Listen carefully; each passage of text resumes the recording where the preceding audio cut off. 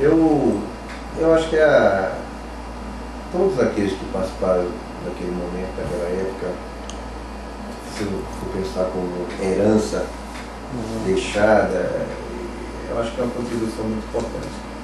E dessa forma, mais ou menos, numa área específica, de forma mais ampla, mas eu acho que foi uma época que, como você pegou aí, um momento cultural muito importante, né, de produção cultural, de juventude produzindo, pensando, tendo ousadia, né, praticando cultura de forma coletiva. Isso é uma coisa muito positiva, né? Você vê que até os movimentos hoje eles vão beber um pouco dessa fonte, né? Os movimentos culturais. E você vê que a coisa da formulação da política, da necessidade de ver a política não só como uma atividade do momento, ou meramente daquela idade, não. Eu acho que foi algo que levou muito a sério a política. Muito a sério, estudou muito, se leu muito, se debateu, se disputou, mas o grau de respeito, até mesmo pela divergência, e a capacidade de enfrentar crítica e de fazer crítica, e de saber lidar com essa diversidade, eu acho que foi uma coisa que amadureceu muito os processos, né? Eu acho que você vê, se você for ver o início dos anos 80 e ver o final dos anos 80, você vê que a herança, vamos dizer assim, o produto é um processo de amadurecimento, né? Você vê quantas coisas foram construídas, né? Se construiu o maior partido de esquerda da América Latina com o PT, as centrais sindicais, grandes momentos de rua, de movimento estudantil, de movimento cultural, Constituição brasileira, né? Luta pela Constituição brasileira, fantástica de resultado. No meu caso, específico da saúde, esqueci da oitava Conferência da Saúde, a oitava conferência que foi simbólica na produção cultural de conhecimento, ajudando na aprovação do Sistema Único de Saúde. Então tudo isso é assim, é uma coisa que a gente pode dizer o seguinte, que a materialidade da militância política ela foi muito forte. O movimento estudantil, junto com um conjunto de movimentos, porque, como a gente falou aqui, não era, quem fazia movimento estudantil naquela época não fazia, pelo menos a hegemonia, a grande maioria, só o movimento estudantil. Participava da vida política, se organizava em organizações, em partidos, em grupos. Então a ação coletiva daquela época, ela teve muito saldo para o Brasil. E deixou muito quadro, né? Você vê outros quadros, senadores da República, prefeitos, né, secretários.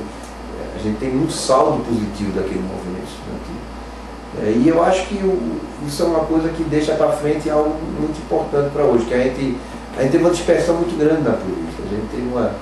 Hoje a gente vive um momento que talvez seja de até resgatar um pouco o espírito da produção coletiva, da sensação ideológica do partido, da concepção da formação política, né? A gente se afastou muito da formação política, então você vê hoje que resgatar para a juventude isso é importante, né? A gente não vê na mesma intensidade, né? A sociedade, né, cai num certo individualismo, num certo consumismo, e isso afeta também os movimentos. É uma contaminação fisiológica, uns processos muito grandes, contraditório com os avanços que a gente está tendo hoje num país como um todo, de inclusão social, né, do governo que o governo Lula fez, que o governo Dilma está fazendo, com todo o processo de inclusão que a gente está tendo, de inversão de prioridade, de diminuição das desigualdades, que a gente está conseguindo fazer um país competitivo, mas paralelamente a gente não tem esse amadurecimento no campo do conjunto dos partidos e das forças políticas. Não é na mesma velocidade. A gente, pelo contrário, a gente vê até uma questão forte hoje da ética da política, da discussão, né, da solidariedade, de compromisso mais na formação, na capacidade de elaboração teórica, de compromissos solidários.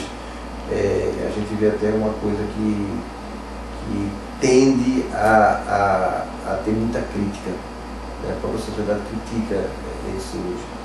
Eu acho até que a gente já está no momento, já deve um pouco tudo que a gente conseguiu nesses últimos anos, uma maior prioridade é a reforma política, uma maior prioridade é a reforma do Estado estrutural, né, para que a gente possa ter um novo modelo, sistema político que diminua a possibilidade de desvio, de corrupção, de tudo isso, e ao mesmo tempo aumente a possibilidade das pessoas se interessarem novamente, né? Os jovens se interessarem em praticar a organização, entrar em movimentos, ter uma ideologia, né? Ter aquela vontade de utopia de fazer as coisas. Eu acho que isso é uma coisa muito importante. E aquela geração deixou um legado importante para isso, né?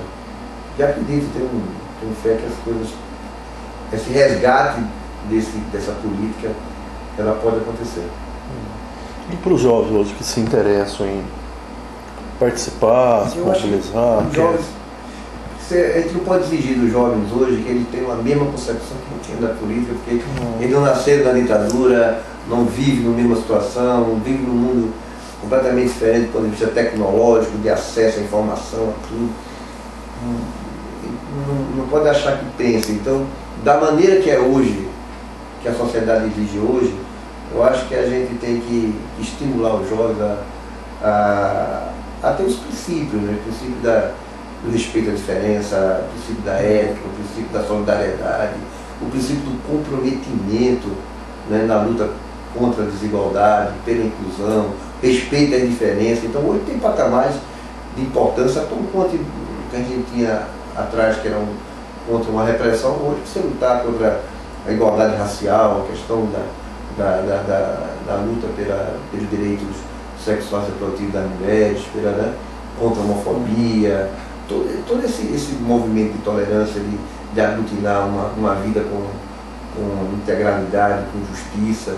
Isso é fundamental para o jovem, porque ele adquirindo essa condição de construção cidadã, de cidadania, a política vai vir junto. Né? A política vai vir junto. Você construir esse espírito de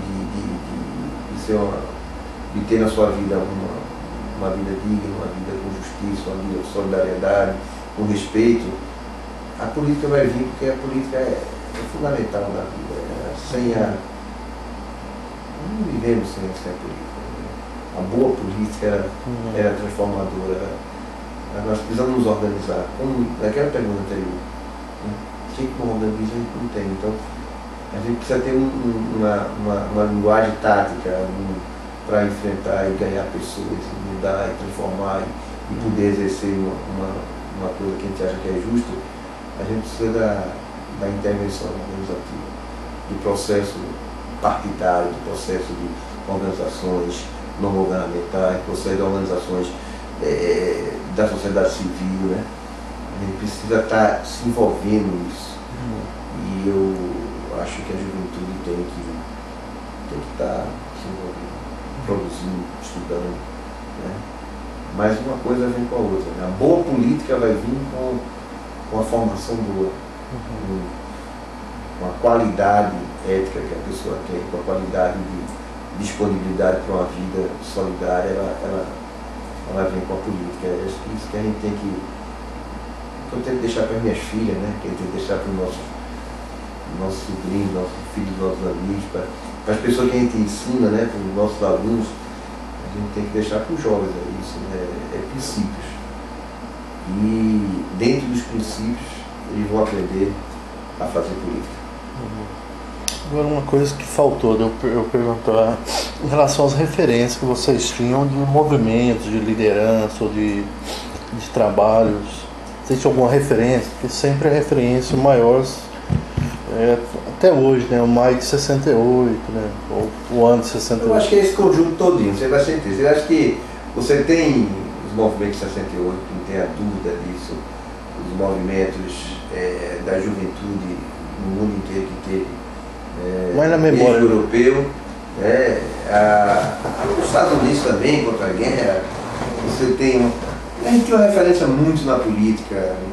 Mas na memória daquela juventude, assim, na época Sudoc puxava muito isso. Puxava, sim. Puxava, debatia, discutia discutia, mas ia para trás também, né? A gente discutia muito a Revolução Russa, discutia muito os movimentos culturais do início do século, entendeu?